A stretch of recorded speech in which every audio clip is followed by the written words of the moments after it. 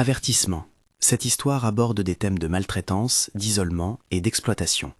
Si ces sujets vous sont sensibles, prenez soin de vous en écoutant. Pourquoi es-tu dans les poubelles ? La question tombe comme un gobelet cassé contre le bitume froid. Harold Whitmore la prononce à voix basse, incrédule d'abord, puis avec une sorte de colère sourde qui n'a rien de spectaculaire, juste la tranchante certitude de l'incompréhension. Mavis Green est assise, recroquevillée, contre l'angle d'un container où l'humidité a noirci le carton. Une manche déchirée, des cendres de fumée sur les cheveux, le souffle comme un animal trop longtemps retenu. Elle ne répond pas tout de suite. Autour, la ville continue d'être indifférente. Une camionnette passe, un chien renifle une piste. Mais dans ce petit cercle de lumière glacée, une vie que l'on croyait connue se fissure. Harold la regarde et, parce que la douleur demande parfois des preuves, même lorsqu'on la sent, ajoute « Où est l'appartement que je t'ai donné, Mavis ?» Sa voix trahit le désarroi d'un homme habitué à ce que le monde obéisse à ses souhaits. Mavis lève les yeux. Ils ne sont plus ceux d'une ado reconnaissante qui, jadis, a accepté ce gage d'indépendance comme un miroir de dignité. Ils sont comme du verre teinté, transparent et loin. Elle murmure un nom. Margaret, puis le bruit d'une sirène recouvre le reste. C'est une image qui s'imprime et revient ensuite, encore et encore, comme un film mal rangé dans la mémoire. Cette matinée où Harold la découvre, un plaid usé jeté sur ses cuisses, une boîte de biscuits à moitié vide serrée contre son estomac. On pourrait croire que tout commence là, avec le choc et la honte, mais le cœur de cette histoire se trouve ailleurs, dans ce qui a précédé et qui a lentement gagné la maison Whitmore comme un gel. Pour comprendre ce que signifiait pour Mavis être donné un appartement, il faut revenir au nom qu'il a porté. Layla. Layla Green n'est pas seulement une absence qui pèse, elle est une façon d'être au monde, une présence douce qui avait la main experte pour plier une serviette, la voix pour appeler Mavis, ma fille, et la patience pour écouter des histoires cassées jusqu'à la charnière. Quand la maladie a pris Layla, Mavis avait 16 ans. La maison Whitmore, vaste et bruissante, était un lieu où la porte d'entrée grinçait moins fort que le silence des salles à manger. Harold, alors encore célibataire et moins replié, connaissait Layla depuis des années.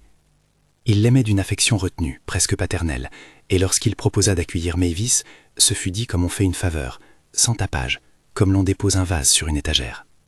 Margaret, l'intendante qui avait été la confidente de Layla, prit Mavis sous son aile comme on enseigne à une apprentie. Gestes, recettes, façon de poser le pain sur la table. La maison l'aimait comme l'on aime les choses que l'on ne souhaite pas perdre. Mavis apprit à reconnaître le plafond de la bibliothèque au premier soupir du chauffage, à deviner les pas du majordome quand la porte arrière cliquait, à faire des tartes qui, quelquefois, faisaient sourire Harold. Elle savait rester dans l'ombre et y trouver de la chaleur. Une tasse, un coin du canapé, la permission de laver la porcelaine après les fêtes. C'était à la fois une sécurité et une invisibilité.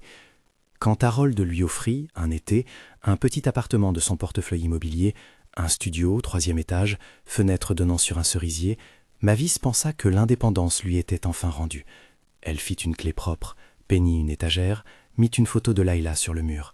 Ce n'était pas la liberté des romans, mais c'était son propre nom sur une boîte de courrier, l'adresse où l'on pouvait lui envoyer une lettre.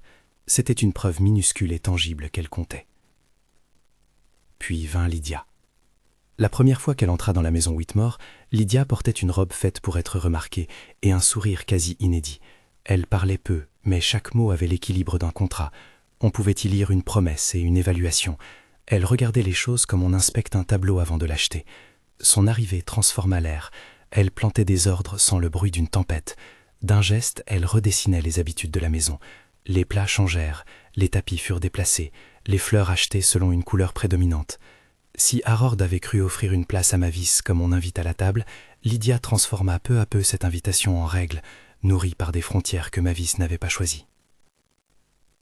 Les micro-incidents s'accumulèrent, d'abord comme le sable sur une table. Une photo de Mavis qui avait toujours trôné dans l'escalier fut retirée et rangée pour l'espace. Un mot griffonné près du téléphone, personnel uniquement, quand Mavis prit un appel qui concernait la maison. À table, quand Lydia recevait des amis, on la présentait parfois comme l'aide de la famille, une étiquette qui glissait comme un froissement de papier, à la fois polie et coupante. Candace et Olivia, leur fille, apprirent vite à former des silences rieurs pour accompagner certaines remarques. Elles jouaient au théâtre de la distinction. Il y avait une mécanique, rendre la présence de Mavis familière, mais la désigner comme autre, un autre qui ne partageait pas les mêmes droits à la confiance.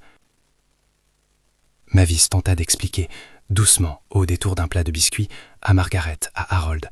La plupart du temps, elle rencontrait un flottement, une minimisation. « Ce n'est rien, ma chérie, ne t'en fais pas ». Margaret la consolait en vitesse, la rangeait dans la catégorie des choses de la maison, la renvoyait au four. Harold, pris par des affaires, négligea souvent les signes. Il avait l'implicite de pouvoir qui le rendait aveugle à certaines chutes. Mais quand Harold était là, son regard à elle cherchait de l'ancrage. Elle croyait, et c'était sincère, qu'il verrait la blessure si elle la lui montrait. Ce qui suit ne se produisit pas brusquement. Les droits, plus souvent, sont subtils à voler. Une signature déplacée sur une page administrative, une procédure qu'on oublie de lui expliquer, un papier qui n'est jamais arrivé. D'abord, ce furent des erreurs à la banque, un compte-rendu qui oubliait un nom, un formulaire qu'on disait rempli pour elle. Puis des factures non notifiées, des lettres qui revenaient en « adresse inconnue ». Quand Mavis demanda pourquoi, elle trouvait des sourires en coin et des explications sur la bureaucratie. La réalité, plus froidement, était que des signatures avaient été simili-apposées, que des tampons avaient été usés, et ailleurs, que des mains habiles avaient fait croire à des volontés qu'elle n'avait jamais exprimées. Olivia, d'abord distraite, semblait se muer avec le temps en celle qui range les papiers et classe les archives. Ce rôle, d'abord anodin, devint clé. Il y eut des moments de résistance. Mavis se présenta à l'agence immobilière en arborant la meilleure tenue possible, comme si une tenue pouvait rappeler au monde le droit qu'elle conservait. Elle fit la queue, montra des documents qui sentaient encore l'encre, expliqua sa naissance et son attachement à l'appartement. On la regarda sans hostilité, seulement sans le moindre emportement. L'attention qui dénie, l'efficacité administrative qui préfère classer que creuser. À la banque, un jeune employé eut un rectus désolé et parla de litige, puis envoya une lettre recommandée qui ne vint jamais. Les lettres restent des objets, on peut les détourner, on peut les faire disparaître. La maison Whitmore, avec son réseau d'employés et d'avocats, se mua en une mécanique qui ignorait systématiquement les protestations de Mavis. Le grand geste qui plia le cou à sa petite liberté survint à l'aube d'un matin d'octobre. Les serrures furent changées. Des papiers furent glissés sous la porte d'entrée avec la froideur d'un acte notarié. Mavis se tenait devant sa porte, les clés serrées dans la main, et comprit qu'on lui avait ravi plus qu'un logement, on lui avait volé un endroit où être elle. Le propriétaire, interrogé plus tard, se montrerait confus, certain d'avoir signé des documents dont le tampon portait une autorisation. Harold expliquera plus tard encore avoir été persuadé par Lydia que tout était mieux organisé ainsi. À l'époque, ça ressemblait à un renvoi sans nom, un carton de vêtements, un sac à dos et l'acceptation d'une solitude qu'on n'avait jamais souhaitée. Mavis, malgré l'humiliation, tenta de continuer.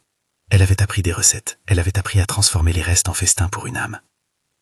La nourriture fut son refuge et sa résistance. Faire cuire, mesurer, partager avec une dame du quartier qui acceptait ses tartes en échange d'une conversation. Mais la rue n'est pas réductible à des recettes.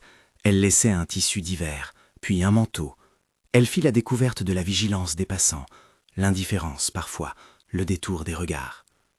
Les institutions, quand on les contacte, ont des lenteurs administratives qui prennent la forme d'une absence. On demande des pièces, puis on attend. La police, interrogée par téléphone, conseille de porter plainte, mais cela prendra du temps. La justice, lente de nature, ne trouve pas toujours l'empressement moral qui réparerait les invisibilités. L'errance finit par s'incarner. Des nuits au refuge municipal, où, parfois, l'on partage un matelas et une part de dignité. Des journées à la bibliothèque, où Mavis relisait des recettes de lilas en voulant retrouver une voix. Des tentatives pour contacter Harold qui se heurtait à des secrétaires protectrices et à un agenda plein. Elle composait des chiffres, écrivait des lettres, frappait à des portes qu'on ouvrait parfois à moitié. Dans sa poche, elle gardait une petite photo de Lila, sur laquelle la femme souriait comme si rien d'amer n'existait jamais. Ce portrait fonctionnait comme une boussole. Quelques mois s'écoulèrent à ce rythme, compressés pour qu'il y ait ensuite la chronologie. Angoisse, demande, refus, rejet, sol froid. Puis l'assombrissement prit une forme plus cruelle. Une série de rencontres violentes, non graphiques mais terriblement concrètes, fit basculer Mavis. Il y eut une altercation dans un couloir de métro, des mains qui la poussaient, des voix qui la traitaient comme une anomalie. Les blessures n'étaient pas toutes visibles.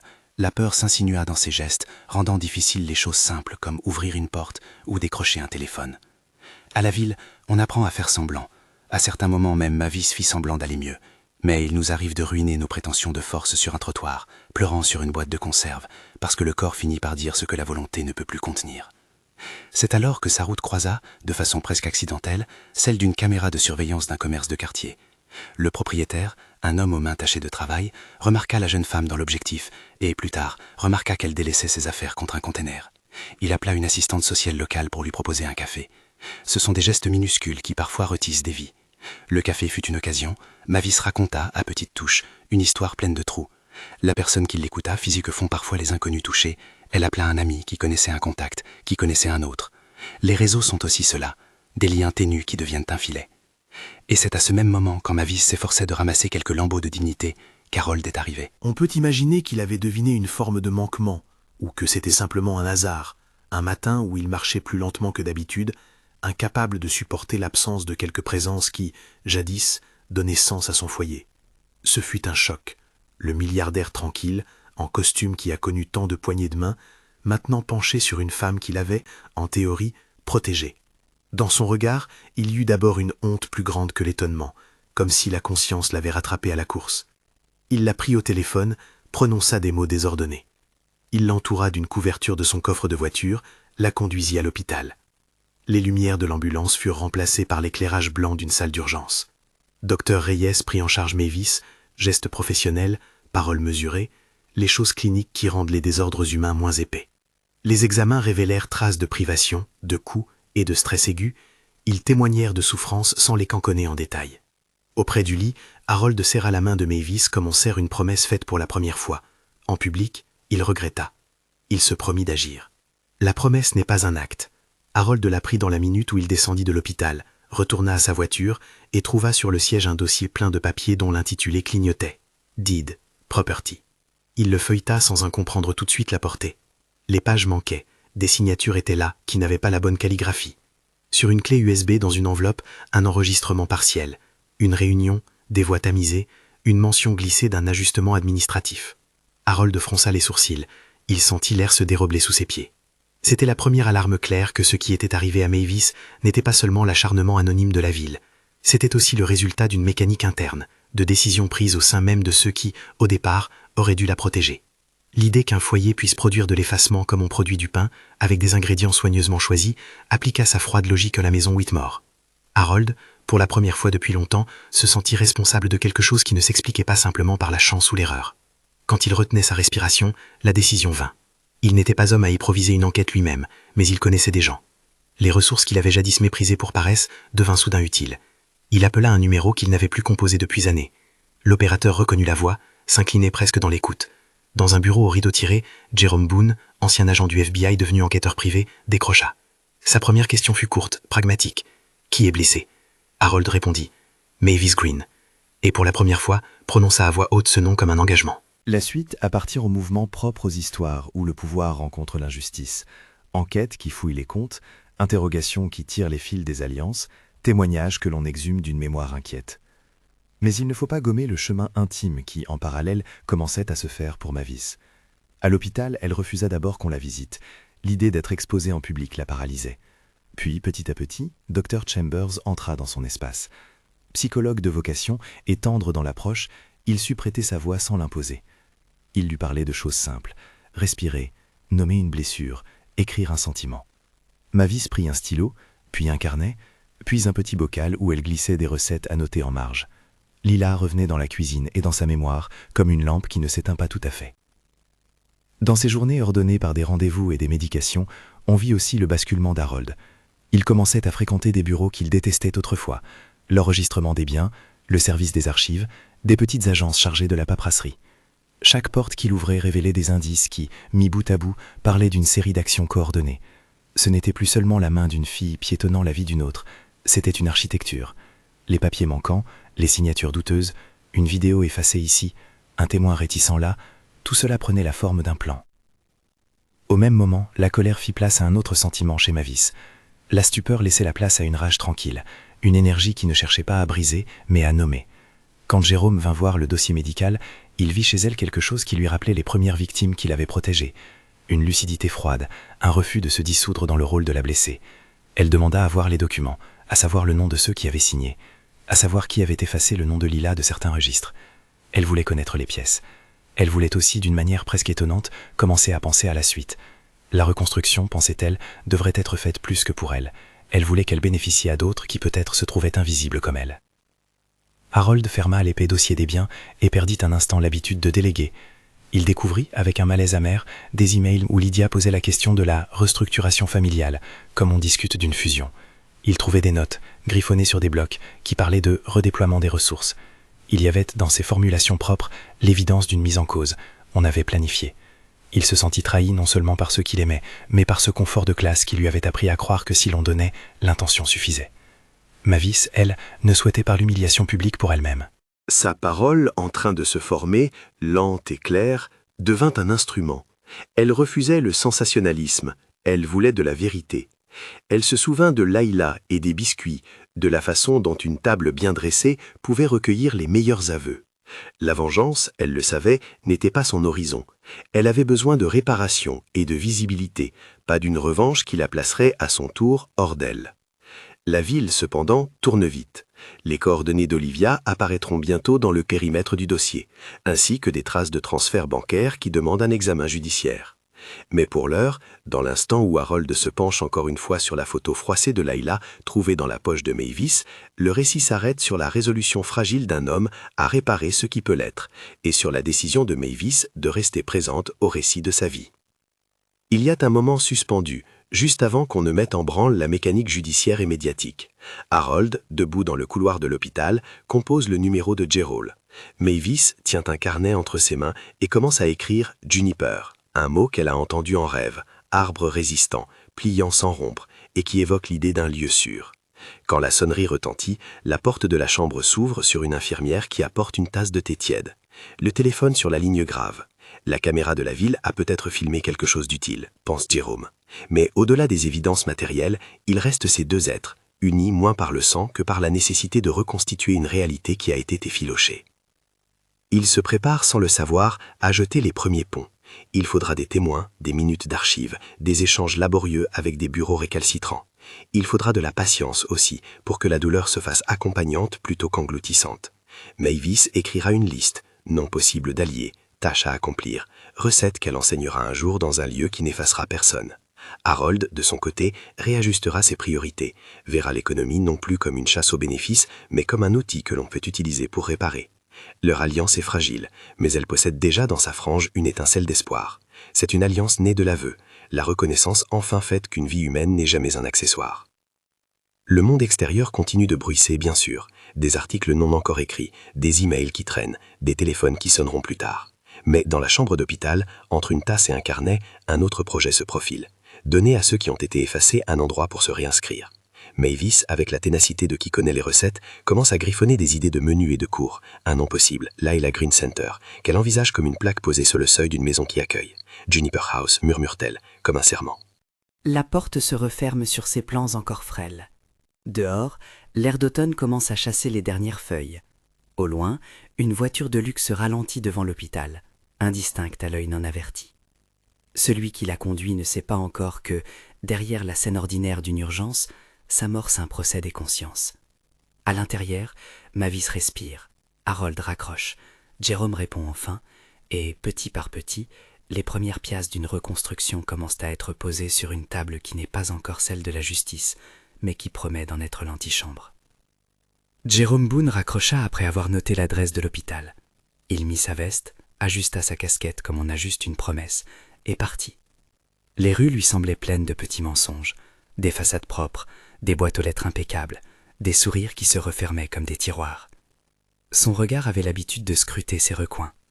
Il savait que les vérités préférées se cachaient souvent dans les endroits les plus ordinaires, un reçu, un ticket de parking, une prise de sang administrative. Il savait aussi que les grands réseaux de pouvoir laissaient parfois une trace infime, une empreinte digitale sur un formulaire, un écart dans une courbe de compte. Pendant ce temps, Mavis apprit à nommer ce qu'elle avait vécu sans que le nom la réduise.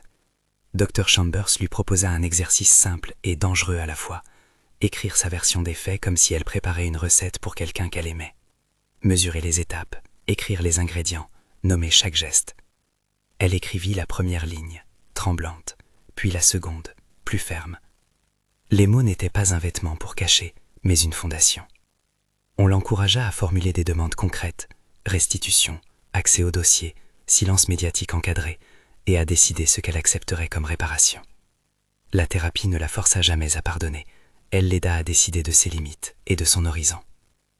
Ce fut Jérôme qui, dans les jours suivants, trouva le premier fil assez solide pour tirer. Il compila les preuves, resta éveillé des nuits à regarder des relevés bancaires, des transferts entre comptes et des mentions cryptiques. Les montages financiers avaient la rigueur d'une couture bien faite, des transferts successifs vers petites sociétés écrans, des virements, remboursements, qui n'avaient jamais été accompagnés de factures, des documents notariés dont les tampons semblaient recyclés. Jérôme remit tout à Harold en main propre. Harold vit, pâlit, puis se mit à travailler lui-même. Il recontacta des bureaux, demanda de voir les originaux, exigea des copies certifiées. Là où il s'était longtemps reposé sur des intermédiaires fidèles, il découvrit une architecture de précédence. On pouvait persuader des gens de croire qu'un document officiel était véritable, simplement en le faisant circuler assez souvent. Parallèlement, Jérôme approcha Olivia. Elle habitait un quartier de maisons serrées, ses mains souvent tachées de café, son visage fatigué par la dissimulation. Face à lui, ses premières réponses furent des balbutiements, puis des justifications. C'était pour protéger ma place, on m'a dit que c'était temporaire, et enfin l'effritement. Jérôme sut que la loi n'est pas seulement une question de preuves matérielles, il fallait des récits qui pouvaient être recoupés. Olivia, rongée par la culpabilité et par la peur de Lydia, finit par parler. Sa voix trembla quand elle livra l'existence d'un dossier réorganisé, d'une clé USB où des enregistrements montraient des conversations ambiguës, et surtout d'un tableau Excel dans lequel des noms s'étaient évaporés. La coopération d'Olivia ne fut pas immédiate et ne fut pas pure. Elle négocia un cadre, demanda une immunité conditionnelle en échange de la vérité et proposa d'enregistrer des aveux devant l'avocat d'Harold. Jérôme, prudent, constitua un plan, vérifier chaque allégation d'Olivia, trouver des témoins indépendants, s'assurer que les transferts électroniques étaient traçables. Il fit plus encore.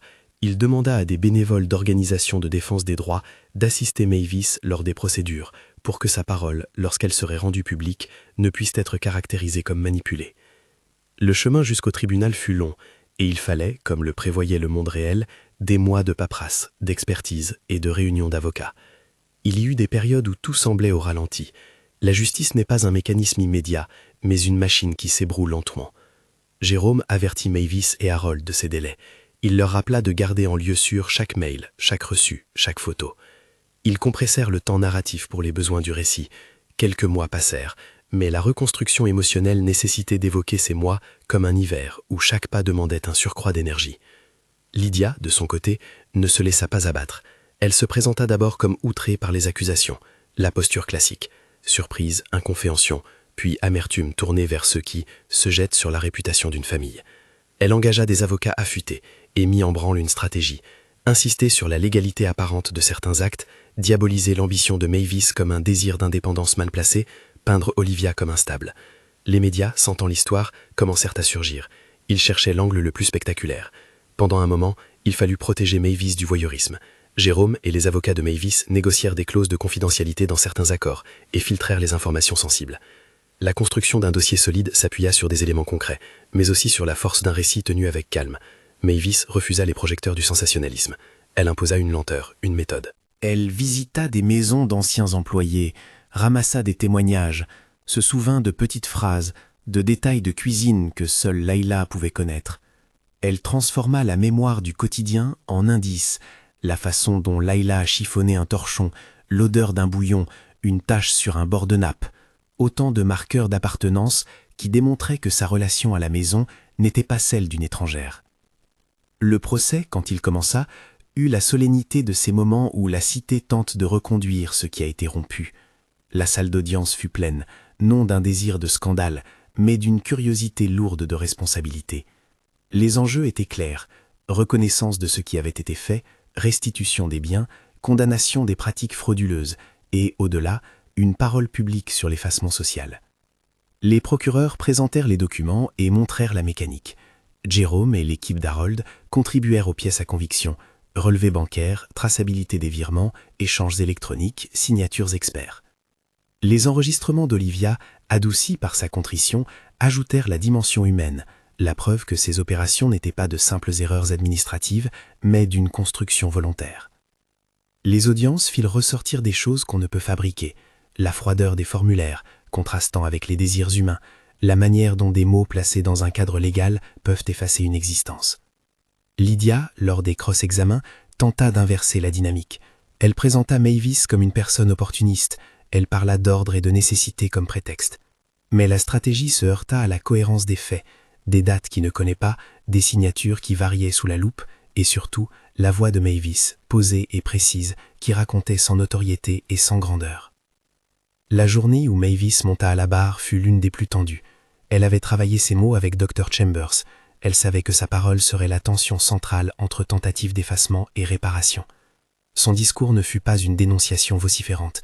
Elle commença par nommer Layla, par rappeler la chaleur d'un geste de cuisine, et progressivement, elle déroula la suite des conséquences. La serrure changée, les courriers perdus, le vide d'un appartement que l'on lui avait promis. Elle parla des nuits au refuge, sans dramatiser, en simple constat. Puis elle dit ce qu'elle voulait, la restitution de la reconnaissance, des dommages financiers et surtout un engagement public pour éviter que d'autres ne vivent le même effacement. Ces mots eurent un effet précis. Ils firent apparaître non seulement les faits, mais la dignité qu'ils avaient tenté d'éteindre. Le public, silencieux, sentit la portée de chaque nom prononcé. Les avocats de Lydia tentèrent de jouer la corde émotionnelle en accusant Mavis d'exagération, mais les preuves matérielles tenaient. Les témoins, Margaret, des ex-employés, le propriétaire qui avait loué le studio, apportèrent des éléments supplémentaires.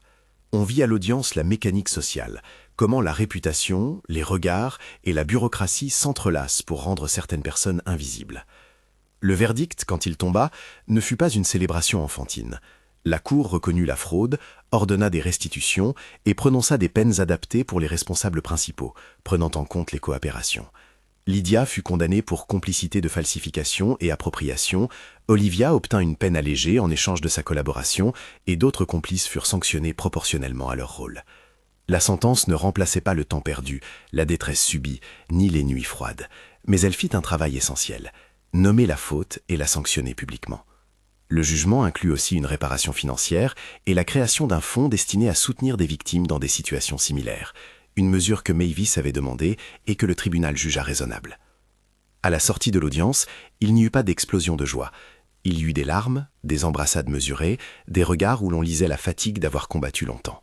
Harold resta en retrait, la conscience pleine d'amertume et de revanche liée aux responsabilités qui avaient été siennes.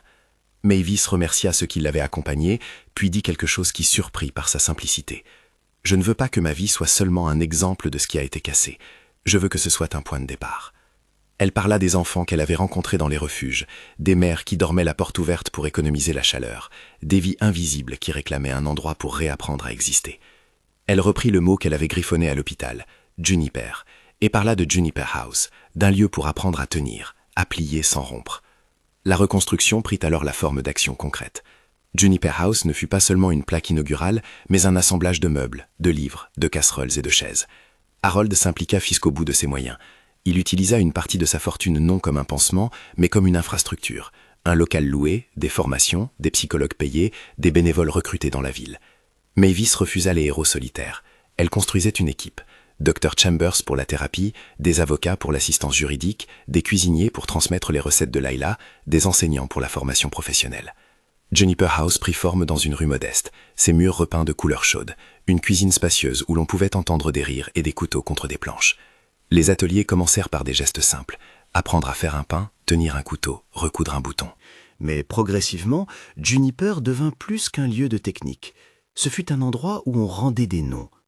On organisa des sessions pour aider des personnes à rétablir leurs papiers, pour apprendre à comprendre un contrat, pour signaler des abus administratifs. Mavis, marchant entre les tables, comme jadis Layla l'avait fait, enseignait désormais non seulement des tartes, mais la manière de demander justice sans être avalée par la machine. Elle créa aussi un programme de mentorat, des survivantes formant d'autres, et un réseau de soutien juridique que les membres de la communauté pouvaient activer. La transformation fut lente et complexe. Certains jours, Mavis avait l'impression de refaire le chemin en sens inverse, de repasser par ces couloirs d'angoisse. D'autres jours, elle sentait que la communauté qu'elle aidait la rendait plus solide. Elle accepta les limites des réparations. L'argent restitué n'effaçait pas les nuits ni les peurs, mais il permettait de remettre des documents à jour, de reprendre une adresse et de recommencer des démarches. Elle comprit aussi qu'il fallait éviter de confondre réparation et charité. Juniper House offrait des outils, pas des aumônes. L'objectif était d'enseigner l'autonomie et de construire des réseaux durables. Il y eut aussi des gestes de reconnaissance publique. Le fonds mis en place à l'issue du procès finança des projets locaux, permit la création de bourses pour des formations et assura des micro-subventions pour ceux qui avaient besoin de sécuriser un logement. Les médias racontèrent l'histoire d'une femme qui avait transformé sa douleur en force collective, mais Mavis prit garde à ce que son nom ne devienne pas un slogan. Elle apparaissait rarement seule dans les reportages. Elle préférait que Juniper House soit mise en avant. Elle voulait que l'attention soit tournée vers les besoins et non vers elle. La route vers la normalité ne fut pas linéaire. Candace et Olivia, les filles de Lydia, passèrent par des phases. L'une chercha la fuite, l'autre chercha la réparation.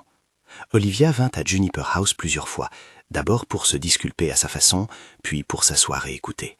Elle demanda pardon avec une gêne qui tenait moins de l'émotion que d'une compréhension tardive. Elle avait été entraînée dans une logique de survie sociale et avait participé à un processus de déshumanisation.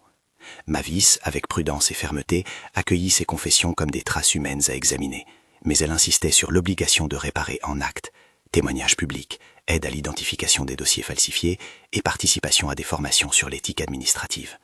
Pour Mavis, le pardon ne se confondait pas avec l'oubli. Il restait un acte personnel, jamais une condition de la justice. Il eut des jours de fête mesurés. À l'inauguration officielle de Juniper House, on suspendit une plaque en mémoire de Lila Green. Le nom sur le mur reprit ce qu'il avait toujours été, un souvenir vivant.